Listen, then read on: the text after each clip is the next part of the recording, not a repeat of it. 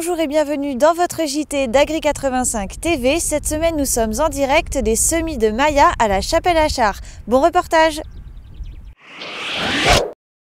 Alors que les semis de maïs battent leur plein, le GAEC Vital a choisi d'innover. Cette année, 2 hectares de cette exploitation de la Chapelle-Achard sont consacrés au Maya, une culture associée de maïs et soja destinée à l'ensilage. Une initiative accompagnée par les GEDA et la Chambre d'agriculture. L'intérêt, c'est d'aller de la parcelle à l'auge, voir ce que peut donner ce produit, le Maya, en termes de valorisation animale. Si on peut trouver des protéines à moindre coût, ça serait le plus grand intérêt, sans perdre en volume en maïs si on fait un maïs ordinaire. Si plusieurs essais de Maya ont déjà été réalisés en France, la plupart du temps le soja et le maïs sont semés en 2 temps ou avec un seul passage de monograine. Ici, la parcelle est semée à l'aide d'un semoir double rang équipé de 4 pots de soja accolés à 4 pots de maïs. Ce qui est nouveau, c'est d'utiliser ce semoir Twin Row pour faire des essais.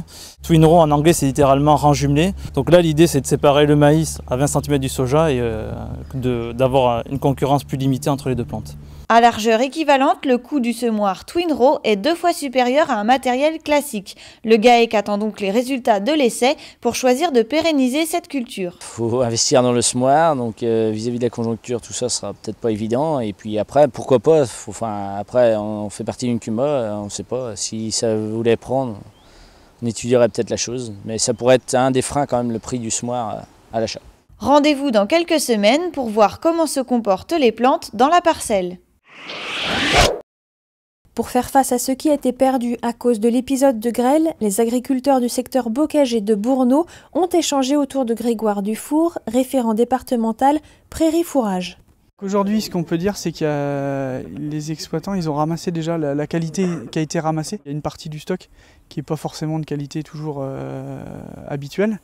Mais la précocité fait que dans l'année, on va pouvoir essayer de se rattraper sur ce qui va pousser derrière. Se rattraper sur une deuxième coupe, travailler la protéine, autant de pistes que les agriculteurs peuvent explorer. Une parcelle de raie gras qui a été impactée par la grêle. Donc on l'a récoltée en ensilage, on a remis de l'engrais aussitôt l'ensilage, il a plu. Donc la météo nous a permis que l'herbe repousse et on espère bien sûr faire une deuxième coupe. La météo s'y prête. Après peut-être une 3e et puis donc ce matin il y a un technicien de la Chambre d'agriculture qui est venu échanger avec nous et nous apporter des éléments notamment sur la conduite des prairies. Donc on pourrait mettre en place après à l'automne des nouveaux mélanges avec des apports de protéines qui pourraient être intégrés ensuite dans la ration des vaches laitières. Sur la trésorerie, ça sera toujours tendu. Maintenant si on a la qualité dans le fourrage, c'est vrai que ça sera un réconfort et puis on verra au fil de l'année comment on va s'adapter. Et c'est vrai que les échanges qu'on a eu ce matin nous permettent aussi de voir les différents systèmes qui peuvent exister en prairie. À essayer de viser sur tout ce qui peut passer, entre guillemets. Si les fenêtres météo sont favorables, il faut prendre tout ce qui est possible de récolter et toujours viser la qualité en priorité. L'achat du fourrage grossier, c'est toujours plus facile à faire que de la qualité. Ça coûte toujours beaucoup plus cher d'acheter de la qualité que d'acheter du classique ou tout venant en fourrage. On peut compléter une ration avec de la paille à partir du moment où la valeur alimentaire est suffisante.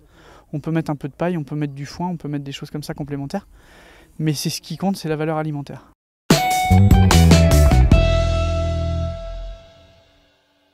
Découper un îlot en plusieurs parcelles.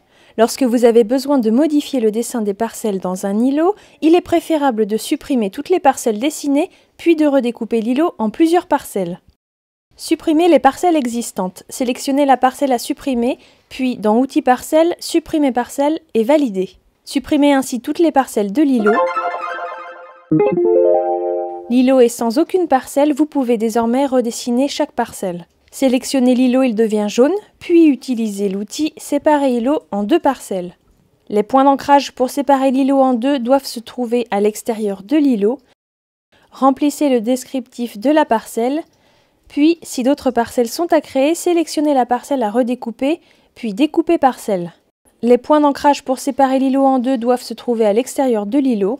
Ajustez votre dessin, puis à nouveau remplissez le descriptif parcelle.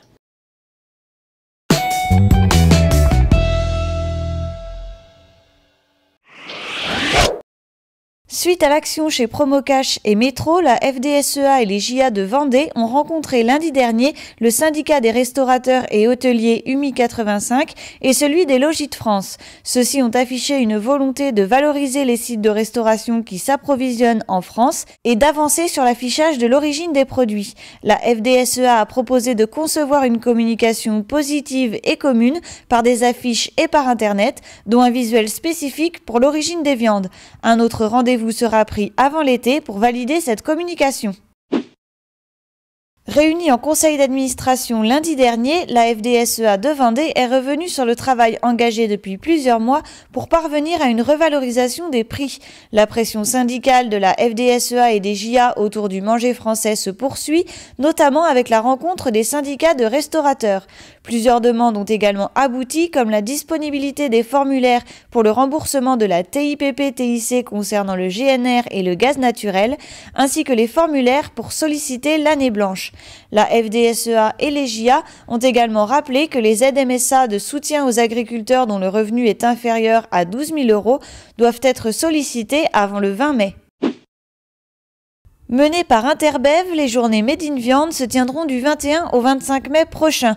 À cette occasion, élevage, boucherie ou encore abattoirs ouvrent leurs portes pour valoriser la filière viande auprès du grand public. 10 lieux vendéens vous accueillent. Programme complet sur agri85.fr.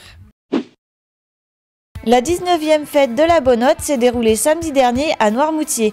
Arrachage de pommes de terre, rallye vélo ou encore champs marins ont attiré de nombreux visiteurs.